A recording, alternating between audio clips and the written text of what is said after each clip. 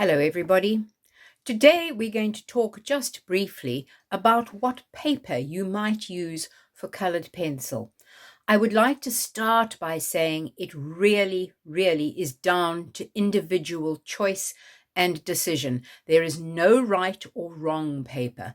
So I'm going to run through some of the papers that I find suit me best. They may not suit you, but I'm going to go through them anyway. Now, a lot does depend when you are starting an artwork on the quality of the artwork. Is it going to be just a practice piece, something to try out a new technique, or is it going to be a really good quality completed artwork? For most of my artworks that are either practice pieces or for those I produce for the videos, I use Painton. It is a good general purpose paper, but it's not top quality. It's not rag. Rag is always a better paper. This is a wood pulp paper. Yes, it is acid free. It's got all the bells and whistles, and it's a very nice general purpose paper, but it's not necessarily archival and won't last for 100+ years. It might, but generally speaking, it's more an everyday kind of paper. And to be fair, you generally will know that according to the price. If you think, gosh, that's a good price, it's affordable, and you look at another piece of paper and you think, gosh, that's very expensive, the very expensive paper generally has more longevity. It'll be of better quality. But this is a super paper on which to start doing colored pencil work. There are many others. And I say that again, there are many other makes of paper that are just as good as this, but this is the one that I personally use. What I quite like about the Painton is it comes in a range of colors. So you have white, smooth white. You also have paper with a grain. Now, I don't often do colored pencil work on grainy paper, but it can be extremely effective. So one pad like this gives you a lot of variety. It comes in gray, natural, black, and in denim. Now this happens to be a large pad. It's the A3.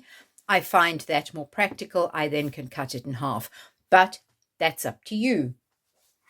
The Painton does also come in smaller pads of A4. I have a feeling it even comes in a smaller pad, A5. I find the A4 very practical. This happens to be a pad of black. You can get the same in white. You can get it in all the colors. They also make a really nice color, green, which doesn't happen to be in this pad here. But here we have the gray-green, which is really, I'll just move that over a little. It's a very versatile color. So I think that that is a good paper to recommend. But I do say again, there are many others. There really are so many makes. What you have to bear in mind when you're doing colored pencil is it cannot take the layers. For those of you who have watched previous videos, I layer the pencil a lot. That is my technique. I layer it a lot. And I need to have a paper that will cope with those layers. There are times that I do go through, even the Painton paper. Again, it depends on you and your technique. But that, I think, is a good starter paper.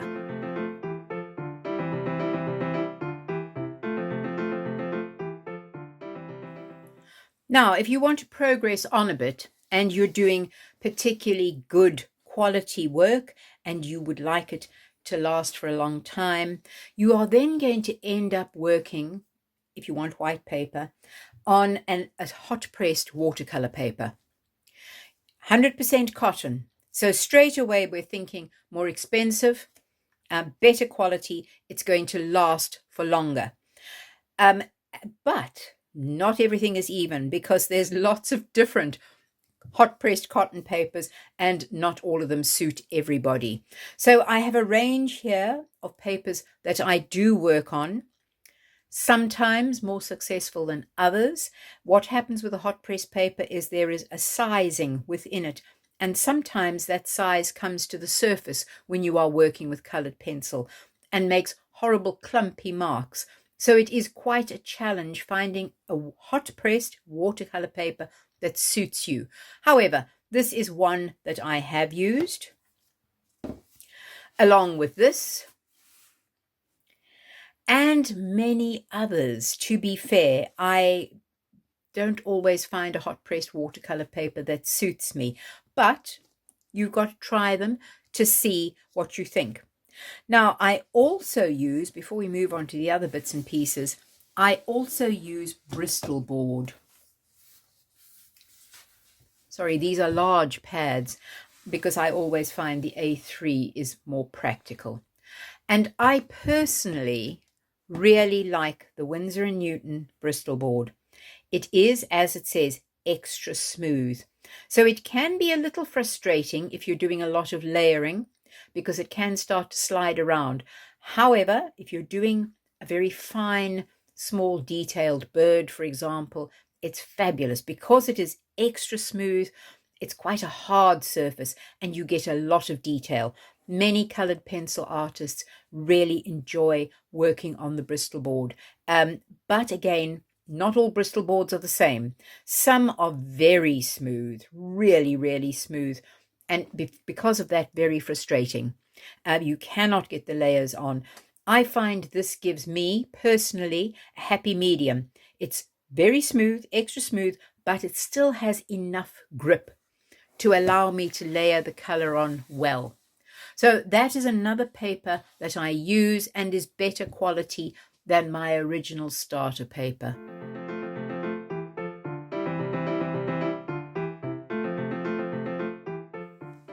Now there's some other papers here that are also really, really good. The Strathmore range of papers is fabulous. This is also the Bristol board. However, this has got a slight variation. It is the vellum surface. In other words, it's smooth, absolutely smooth. You can't obviously feel it, but it really is smooth, but it's not slippery. So if I'm wanting some kind of really smooth, hard surface on which to do a very detailed work, I'm inclined to use this. But it's just because it's got the vellum surface, it gives you a little more grip. Again, it's so down to personal opinion. But this is another one that I certainly recommend and I use. Here we have another Strathmore. Again, it is the vellum surface. So it is smooth, but does have a little bit almost deep set texture. It's a difficult thing to explain. You need to actually use it.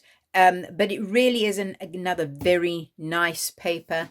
So if you're, but again, a little more expensive because the quality is better.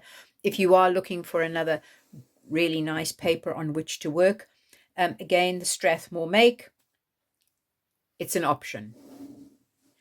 Here we have another range of really good quality paper, the Stonehenge range, absolutely lovely to work on. It really, really is 100% cotton, expensive, but you're buying the quality. This particular one is marvelous because it comes in subtle colors. Let me just turn that this way. Very subtle colors. Let me just sort of shift a few pages over. There's 5. They're very subtle. So you've just got a gentle wash of color. They actually are different. I'm not sure how well that'll show up on the video. So this is another lovely range. As it says there, 5 neutral colors to choose from. So any of the Stonehenge papers are really, really good. Lovely quality. Nice for colored pencil. Not all the papers suit colored pencil, but this range certainly does. And again, this is a smooth surface. You may find you enjoy working on a rough surface. Colored pencil can be done on just about anything. It really, really can.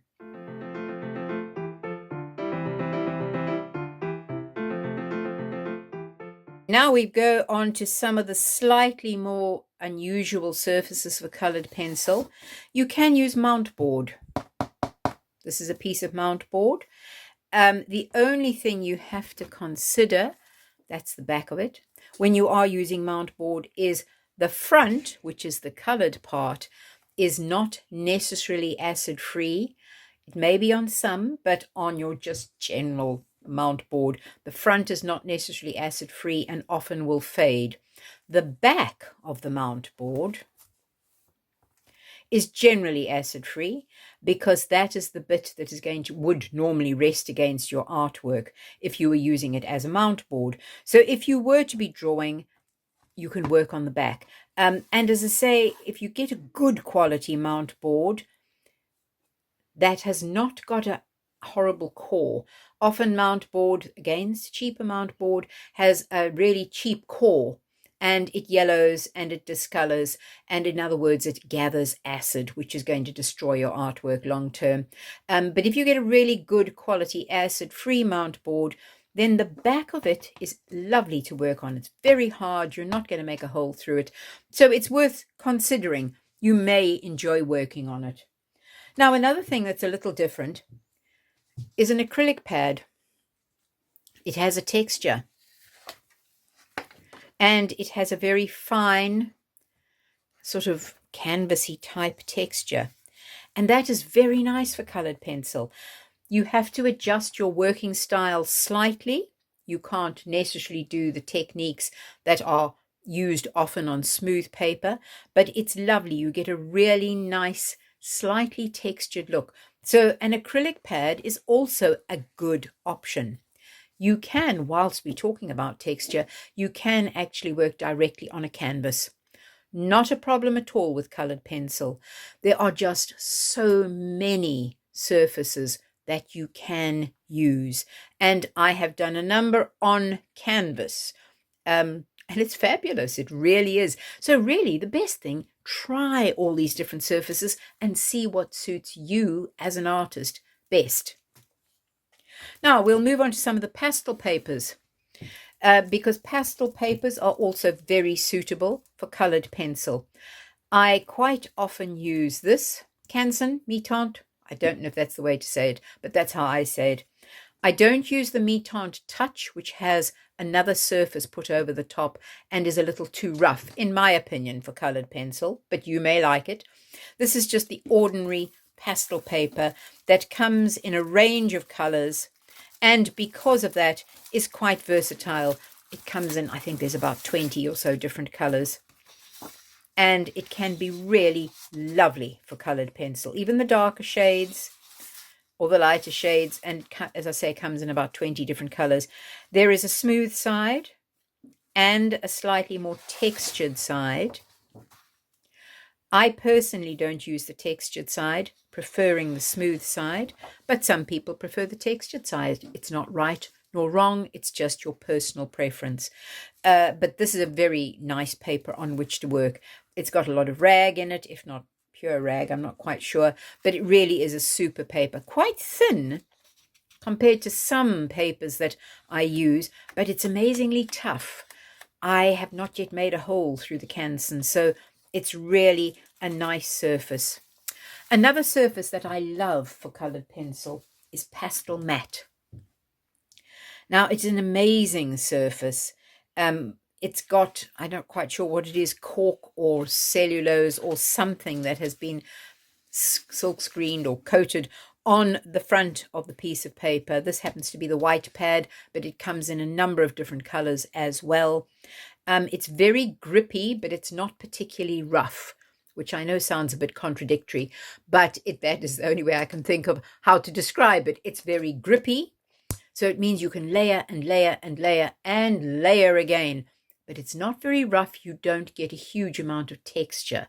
Really super. However, it is expensive. But if you're doing a special artwork, wonderful. Or if you have a pre-prepared darker background, it becomes very, very versatile on which to put colored pencil, and the lighter colors will still take.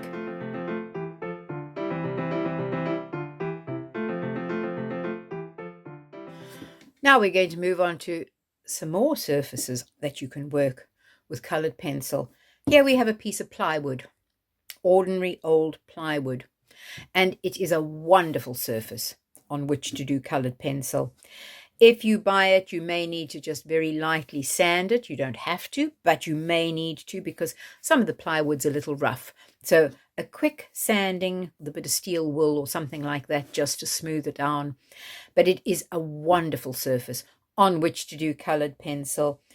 You can see all the lovely rings and everything, the actual wood grain, and that can be so successfully included into an artwork. So although a little wacky, a piece of plywood is wonderful to use. Another thing that can be a really effective surface is polydraw.